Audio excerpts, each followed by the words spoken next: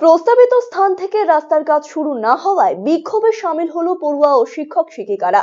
ঘটনাটি ঘটেছে গাজল ব্লকের একলাখী মিশন হাই স্কুলের সামনে।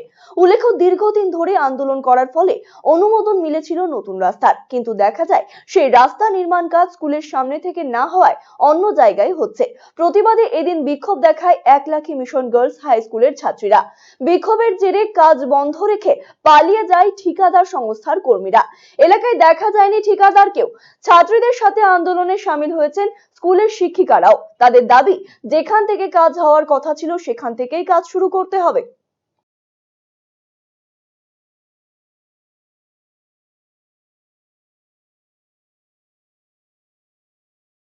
তো সবাই মিলে আমরা এখানে বিক্ষোভ দেখাতে এসেছি যে আজকে এত বছর ধরে আমরা প্রতিনিয়ত সব সময় সব জায়গায় মানে প্রধান থেকে শুরু করে বিডিও অফিসে আমরা কিছুদিন আগে ডেপুটেশন দিয়ে এসেছি, কিন্তু কোনো লাভ হয়নি। আমরা গত 3-4 মাস ধরে শুনেই যাচ্ছি যে একটা রাস্তা স্যাংশন হয়েছে, কিন্তু আজকে যখন আমরা স্কুলে এলাম তখন দেখছি যে রাস্তাটা পুরো অগোছালো, মানে এবড়ো ভাবে তৈরি হচ্ছে। এটা না কোনো ঠিকঠাক। আমি কালকে প্রচুর জায়গায় ফোন করেছি, বিডিও স্যার থেকে শুরু করে জয়েন্ট বিডিও প্রচুর জায়গায় ফোন করেছি, ইঞ্জিনিয়ারের সাথেও আমার কথা হয়েছে।